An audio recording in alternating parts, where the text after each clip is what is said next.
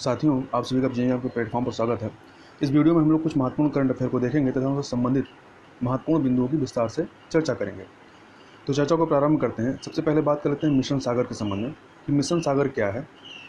तो कोविड-19 महामारी के दौरान भारतीय नौसेना ने मालदीव, मॉरिशस, सेशल्स, मेडागास्कर एवं कोमोरोस, जो कि हिंद महासागर क्षेत्र में स्थित हैं, इन देशों को सहायता पहुंचाने के लिए मिशन सागर प्रारंभ किया है। तो याद रखिएगा, मिशन सागर भारतीय नौसेना के द्वारा प्रारंभ किया गया है, जो हिंद महासागर क्षेत्र में स्थित जो द्वीपीय देश हैं उनको सहायता पहुंचाने के लिए। इस मिशन के तहत भारतीय नौसेना के जहाज केसरी को हिंद महासागर देशों में खाद्य वस्तुएं, कोविड-19 संबंधित दवाएं, विशेष आयुर्वेदिक दवाएं एवं चिकित्सा सहायता दलों के साथ इस जहाज को भेजा गया है इस मिशन के तहत। तथा यह जो अभियान है, इस अभियान को भारत सरकार के रक्षा मंत्रालय, विदेश मंत्रालय एवं अन्य एजेंसियों के साथ नज़दीकी समन्वय के साथ शुरू किया गया है। तथा यह जो मिशन है, मिशन सागर, यह मिशन प्रधानमंत्री की सागर पहल के अनुरूप है।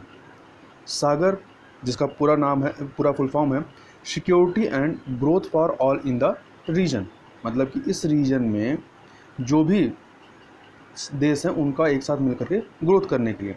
तो ये जो सागर पहल है, यह भारत द्वारा उसके पड़ोसी देशों के साथ संबंधों के महत्व को रेखांकित करता है एवं मौजूदा संबंधों को और मजबूत करने का कार्य करता है। अब यह जो सागर पहल है, इस पहल के बारे में थोड़ी सी जानकारी और ले लें। तो इस पहल को वर्ष 2015 में प्रधानमंत्री नरेंद्र मोदी की मॉरिशस यात्रा के दौरान नीली अर्थव्यवस्था पर ध्यान केंद्रित करने के लिए गढ़ा गया एक सिद्धांत है। यह एक समुद्री पहल है जो हिंद महासागर क्षेत्र में भारत की शांति, स्थिरता और समृद्धि सुनिश्चित करने के लिए हिंद महासागर क्षेत्र को प्राथमिकता देता है, मतलब प्रायोरिटी पर रखता है। साथ ही यह विश्व के सभी देशों की नौसेनाओं और समुद्री सुरक्षा एजेंसियों के बीच सहयोग को बढ़ावा देने का एक मंच के रूप में कार्य करता है। तथा यह जो पहल है, यह पहल हिंद महासागर क्षेत्रीय सहयोग संघ अर्थात Indian Ocean Rim Association IORA के सिद्धांतों के अनुरूप है। तो अब प्रश्न उठता है कि IORA क्या है, तो इसको भी थोड़ा सा देख लेते हैं, इसके बारे में जानकारी। तो यह जो हिंद महासागर क्षेत्रीय सहयोग संघ है IORA, इसकी स्थापना 1997 में की गई थी। यह हिंद महासागर के सीमावर्ती 22 देश जो हैं इस संघ के सदस्य हैं, मतलब ये 22 हिंद महासागर के सीमावर्ती देशों का संगठन है। और इसका जो सचिवालय है, इसका सचिवालय मॉरिशस के इवेन शहर में स्थित है। कहाँ पर? मॉरिशस के इवेन शहर में स्थित है। और इसका जो उद्देश्य है वह इस क्षेत्र के सदस्य देशों के स्थायी विकास एवं संतुलित प्रगति को बढ़ावा देना तथा क्षेत्रीय आर्थिक सहयोग के लिए एक साझी जमीन सृजित करना इसका प्रमुख उद्देश्य है।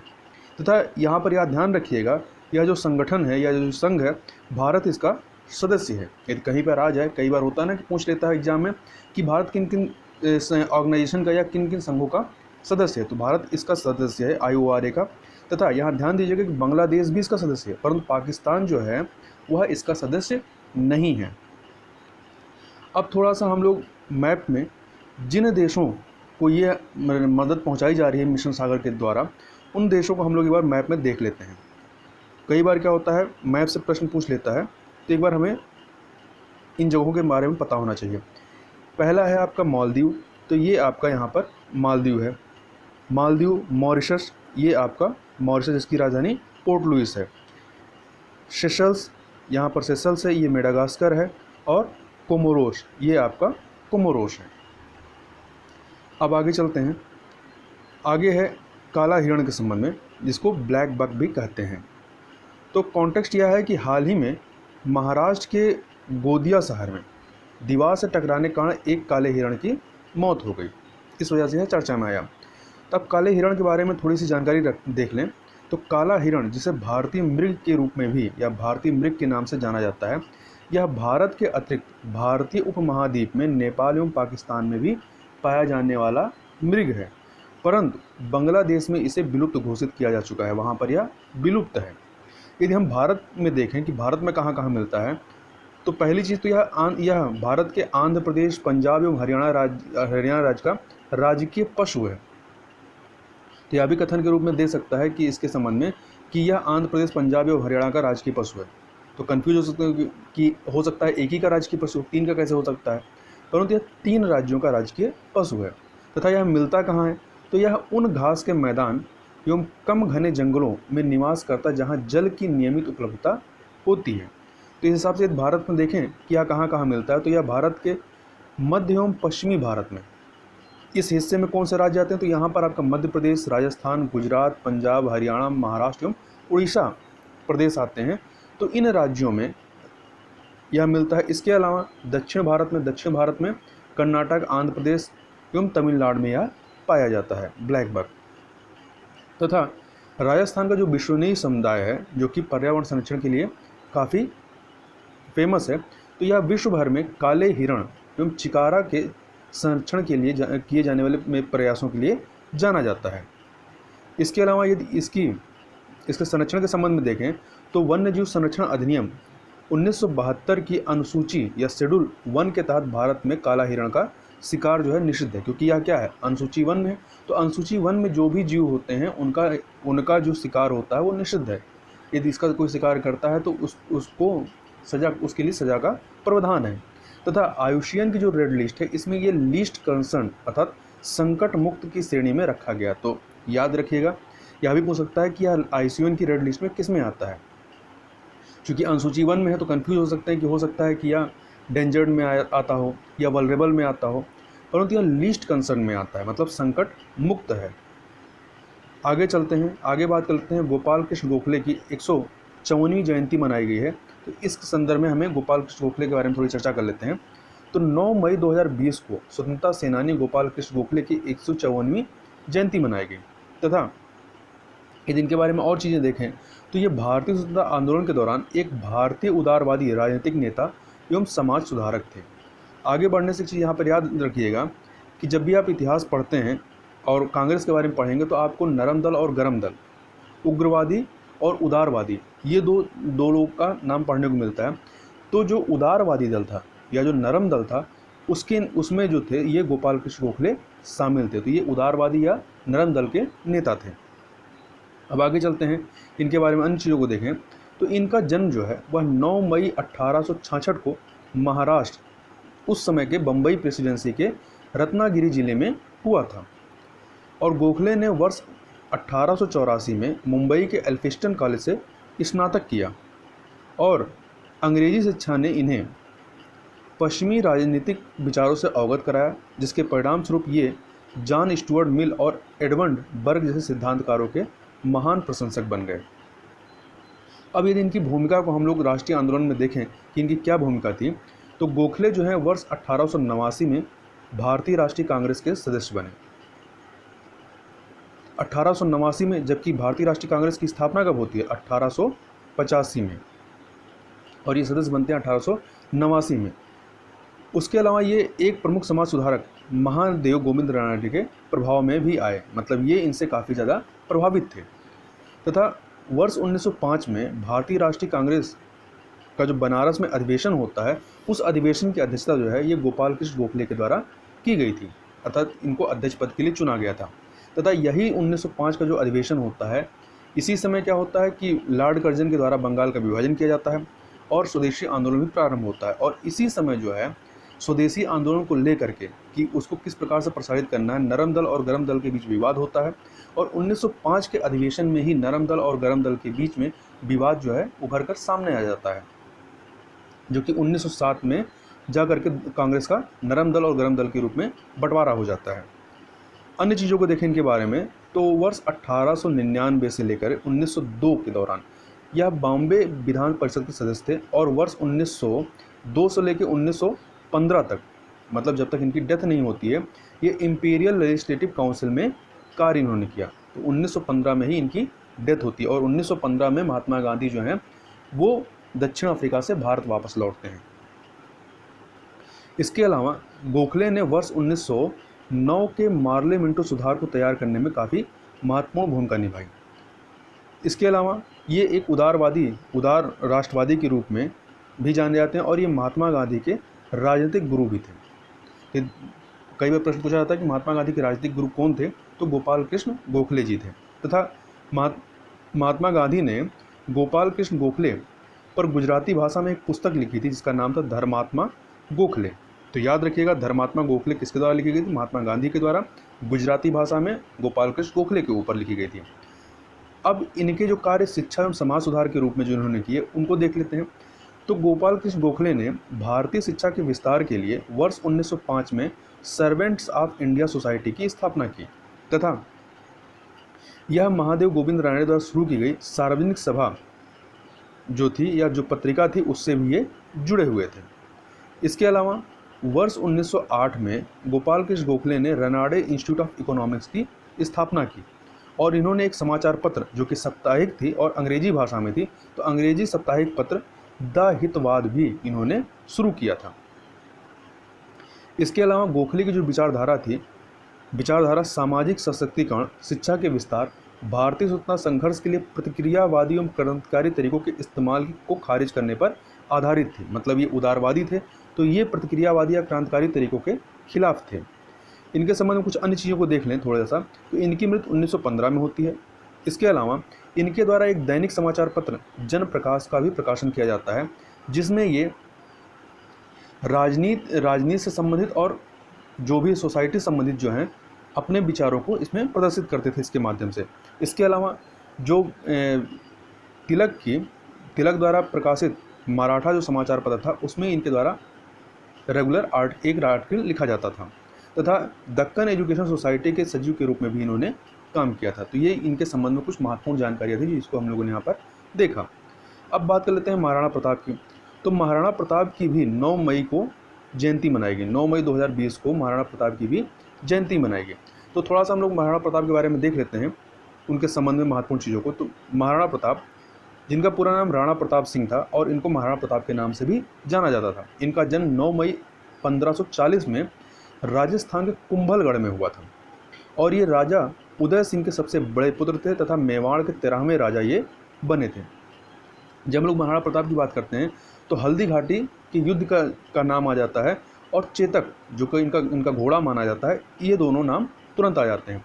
तो एक चीज़ याद रखिएगा कि चेतक जो इनका घोड़ा था उसको लेकर के कई इतिहासकारों में मतैक्य नहीं है। मतलब उससे कुछ इतिहासकार तो चेतक को मानते हैं कि हाँ वास्तव में चेतक था, परंतु कुछ इतिहासकार जो हैं वो चेतक को काल्पनिक मानते हैं, उसको नहीं मानते हैं। अब हम हल्दी घाटी युद्ध की बात करें तो हल्दी घाटी का जो युद्ध होता है ये 18 जून 1576 में होता है। तो यह डेट याद रखिएगा, 18 जून 1576। क्या होता है, कई बार घटनाक्रमों को लगाने के लिए परीक्षा में पूछ लेता है कि हल्दी घाटी का युद्ध कब हुआ, या उसके जो अकबर से संबंधित कई बार चीज़ें पूछता है, तो अकबर से संबंधित जो घटनाक्रम हुए हैं उसमें हल्दी घाटी के युद्ध को भी लगाने के लिए पूछ लेता है। तो जब आपको सन याद होगा तो आप आराम से क्रम लगा लेंगे।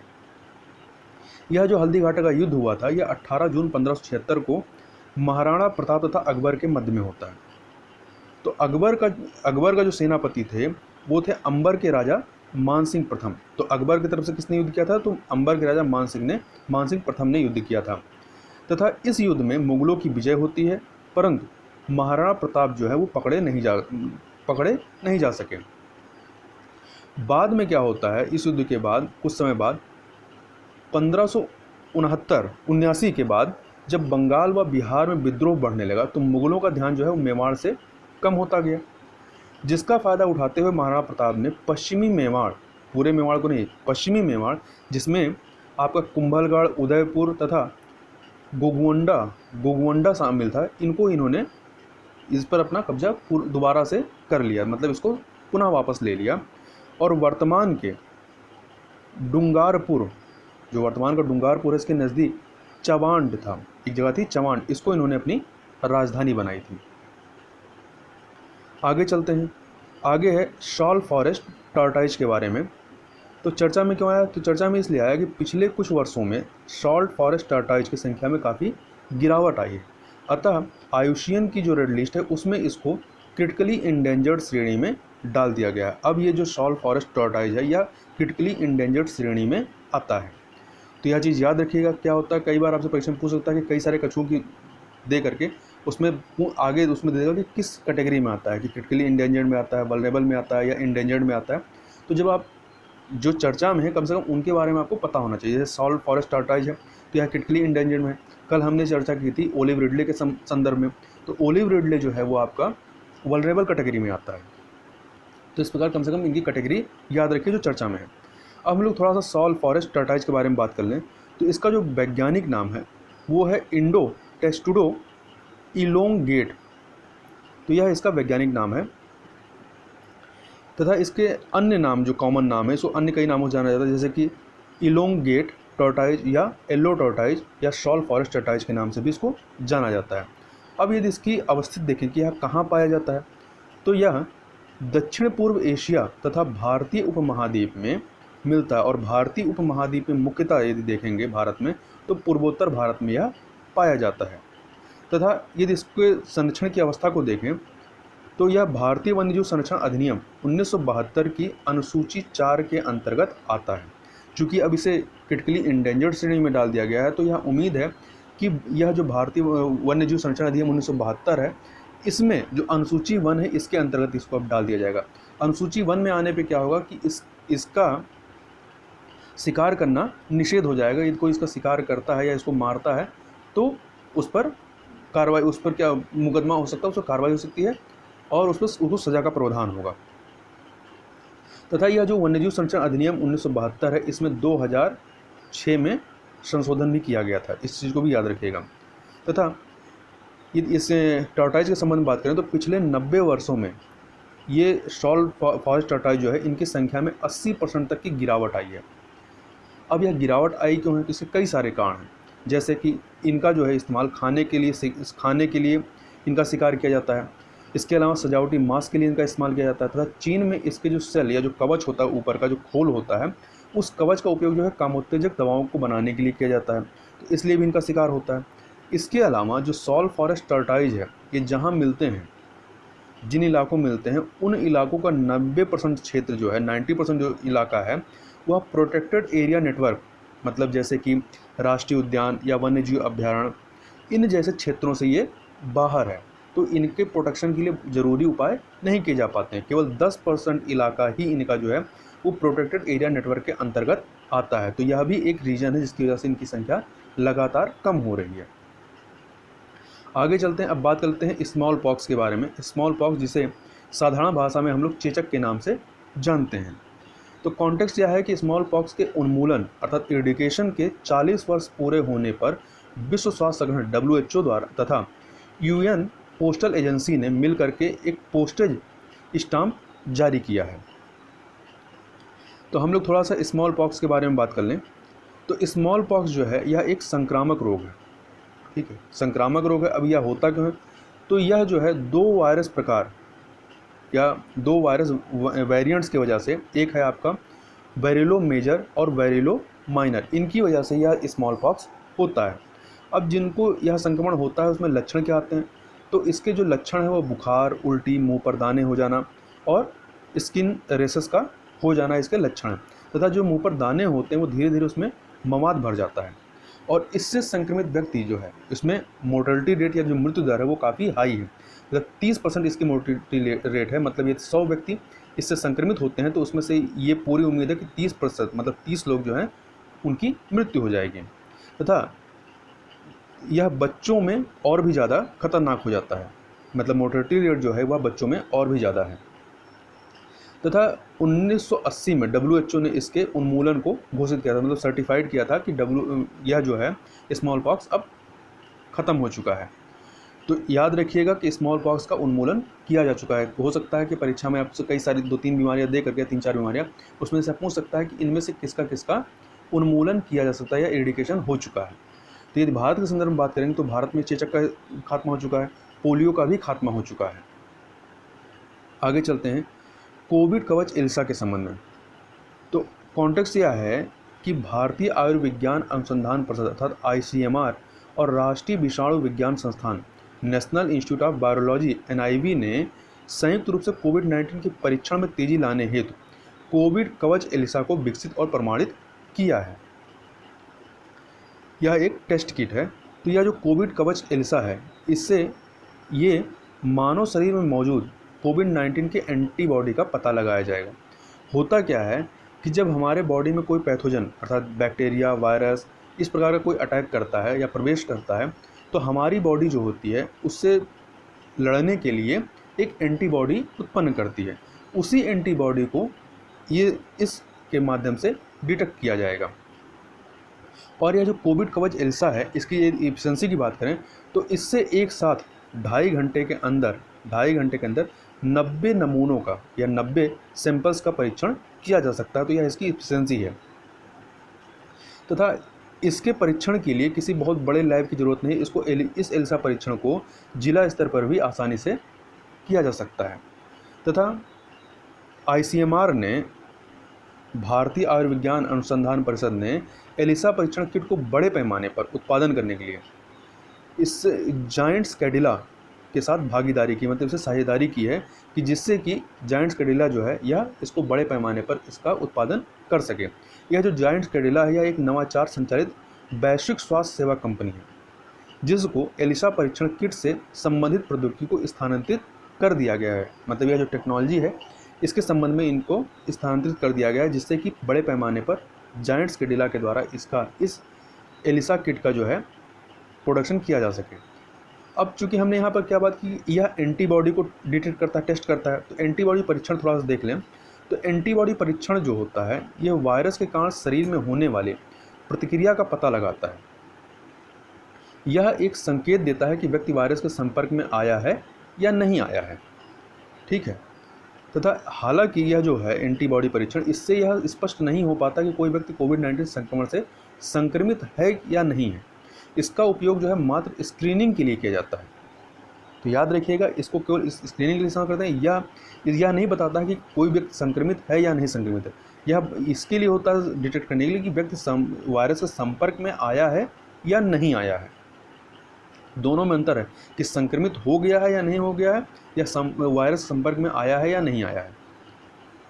यदि परीक्षण जो है ये एलिसा एंटीबॉडी परीक्षण किया जाता है, इससे यदि परीक्षण सकारात्मक आता है, मतलब पॉजिटिव रिजल्ट आता है, तो उसके बाद क्या करते हैं कि उस व्यक्ति का श्वान जो कि मुंह से या नाक से निकाला जाता है उसको एकत्र किया जाता है और पॉलीमरेज चेन रिएक्शन अर्थात PCR किट का उपयोग करके एक राइबोन्यूक्लिक एसिड अर्थात RNA परीक्षण किया जाता है। तब उसका जो रिजल्ट अगर पॉजिटिव आता है तो मतलब कि वह व्यक्ति कोविड-19 से संक्रमित है। अब हम लोग थोड़ा सा बात कर लेते हैं इस संस्था के बारे में, राष्ट्रीय विषाणु विज्ञान संस्थान या नेशनल इंस्टीट्यूट ऑफ वायरोलॉजी, जिसको शॉर्ट में NIV कहते हैं। तो यह जो है संस्था, यह रॉकफेलर फाउंडेशन और ICMR अर्थात भारतीय आयुर्विज्ञान अनुसंधान परिषद के संयुक्त प्रयासों से वर्ष 1952 में पुणे में स्थापित किया गया था। तो याद रखिएगा कहाँ पर इस स्थित है, पुणे में है और 1952 में इसको स्थापित किया गया था। इसका उद्देश्य क्या था, तो इसका उद्देश्य मनुष्यों को प्रभावित करने वाले वायरस रोगों पर अध्ययन करना, इसके अलावा वायरस के प्रकोप, अलगाव और लक्षणों की जांच करना तथा वायरस के प्राकृतिक चक्र और प्रसार का अध्ययन करना तथा वायरल रोगों के बारे में लोगों को जागरूक करना इसका प्रमुख उद्देश्य है। आगे चलते हैं, अब बात कर लेते हैं भारत चीन सीमा विवाद के संदर्भ में। तो कॉन्टेक्स्ट यह है कि अभी हाल ही में कुछ दिनों के अंतर पर ही भारत चीन सीमा पर दो स्थलों पर जो है भारत और चीन के सैनिकों के बीच में विवाद हुआ है, मतलब झड़प हुई है। तो इसको थोड़ा सा देखें तो हाल ही में उत्तर सिक्किम के नाकुला सेक्टर और लद्दाख सेक्टर में भारत चीन सीमा पर दोनों देशों के सैनिकों के बीच में आमना सामना जिसको इंग्लिश में हम लोग फेस ऑफ कहते हैं, तो फेस ऑफ देखने को मिला है। तो दो स्थलों पर कौन कौन सा, एक उत्तर सिक्किम के नाकुला सेक्टर में, दूसरा जो है लद्दाख के लद्दाख सेक्टर में। और भारत और चीन के मध्य यह जो फेस ऑफ है या आमना सामना जो है, यह डोकलाम स्टैंड ऑफ के 3 वर्ष बाद देखने को मिला है। मतलब जो डोकलाम विवाद हुआ था उसके 3 साल बाद इस प्रकार से यह आमने सामने वाला विवाद हुआ है। अब हम लोग इन दो स्थलों को, ये जो नाकुला दर्रा है और जो लद्दाख वाला सेक्टर है, इन दोनों को थोड़ा देख लेते हैं। तो नाकुला दर्रा की सबसे पहले बात करें तो यह सिक्किम में स्थित दर्रा है और यह समुद्र तल से 5000 मीटर की ऊंचाई पर स्थित है तथा तीस्ता नदी का जो उद्गम स्थल है मुगुंथन या चाओ लमाऊ, तो तीस्ता नदी कहाँ से निकलती है, मुगुंथन या चाओ लमाऊ नामक स्थान से निकलती है। यह जो नाकुला दर्रा है इस स्थल से आगे स्थित है तथा ये जो मांगुथान स्थल है इसके पास जो है, यह चीन और भारत का बॉर्डर है। तो इसके पास, मांगुथान के पास चीन की तरफ यदि देखेंगे तो वहाँ पर उनकी सड़क की स्थिति जो अच्छी है, जबकि भारत की तरफ की जो सड़क है वो काफ़ी टूटी फूटी है। अब हम लोग लद्दाख, इसके लद्दाख सेक्टर को देखने से पहले एक चीज़ यहाँ पे याद रखिएगा कि एक दर्रा तो ये सिक्किम है, नाथुला दर्रा। इसके अलावा दो और महत्वपूर्ण दर्रे हैं सिक्किम में, एक है नाथुला दर्रा और दूसरा है जेलेपला दर्रा। तो नाथुला और नाकुला में अंतर है, दोनों अलग अलग दर्रे हैं। कन्फ्यूज मत करिएगा कि नाकुला नाथुला एक ही है, नाकुला अलग है और नाथुला अलग है। तो इस प्रकार से यहाँ पे 3 दर्रे हैं, नाकुला दर्रा, नाथुला दर्रा और जेलेपला दर्रा। अब हम लोग थोड़ा सा लद्दाख सेक्टर को देखें तो यहाँ पर जो विवाद हुआ है वह यहाँ पर एक जो झील है जिसका नाम है पेंगोंग त्सो झील। कौन सा? पेंगोंग त्सो झील। इस झील के पास में यह विवाद देखने को मिला है। तो यह जो है यह लद्दाख संशासित प्रदेश में स्थित है। हुआ क्या है कि पहले यह पूरा क्षेत्र जम्मू कश्मीर में आता था, अब जम्मू कश्मीर का बंटवारा हो गया है। अब वहाँ पे 2 संशासित प्रदेश बन गए, एक आपका जम्मू कश्मीर संशासित प्रदेश, दूसरा है लद्दाख संशासित प्रदेश। तो पहले जब परीक्षा में आता था तो पेंगोंग त्सो झील जो है वो ऑप्शन में जम्मू कश्मीर लिखा होता था, तो जम्मू कश्मीर हम लोग टिक मारते थे।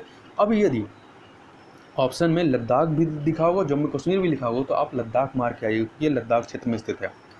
अब इस पेंगोंग त्सो झील के बारे में देखें तो यह 4350 मीटर की ऊंचाई पर स्थित विश्व की सबसे ऊंचाई पर स्थित लवड़ी अर्थात साल्ट वाटर झील है। तो याद रखिएगा यह जो पेंगोंग त्सो झील है यह साल्ट वाटर तथा लवड़ीय झील है तथा विश्व की सबसे ऊंचाई पर स्थित यह एक साल्ट वाटर लेक है या झील है। इसका जो विस्तार है, इसका विस्तार 160 किलोमीटर, मतलब यह इसकी जो लंबाई है 160 किलोमीटर में, और इसका जो शेप है कुछ इस तरीके से ऐसे अंडाकार या ओवल शेप में है। और इसका 2/3 हिस्सा जो है वो चाइना के पास है और 1/3 हिस्सा जो है वो भारत के क्षेत्र में है। अब थोड़ा सा भारत चीन सीमा विवाद को थोड़ा सा देख लेते हैं। तो यह जो भारत चीन सीमा विवाद है, यह विवाद 3488 किलोमीटर लंबी जो वास्तविक नियंत्रण रेखा या line of actual control LAC है, इसको लेकर के है। चीन जो है वो अरुणाचल प्रदेश को दक्षिणी तिब्बत का हिस्सा होने का दावा करता है, जबकि भारत जो है इसका हमेशा से विरोध करता रहा है। इसके अलावा भारत चीन के मध्य यदि देखेंगे कुछ प्रमुख विवादित क्षेत्र हैं, उनको थोड़ा सा देख लेते हैं। पहले पश्चिमी क्षेत्र में देखें तो पश्चिमी क्षेत्र में आपका पहला आता है लद्दाख। तो लद्दाख क्षेत्र के उत्तर तथा पूर्व की भारत चीन जो सीमा है इसको लेकर विवाद है। फिर आपका है यहीं पर पश्चिमी क्षेत्र में अक्साई चीन है। अक्साई चीन यहाँ पर श्योक नदी के पूर्व तथा कश्मीर के उत्तर पूर्वी क्षेत्र में स्थित है और इसको भी लेकर के विवाद है। क्यों?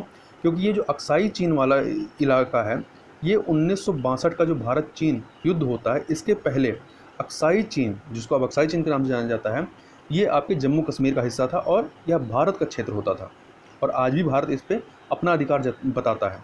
इसको 1962 के युद्ध में चीन के द्वारा इस पर कब्जा कर लिया गया है।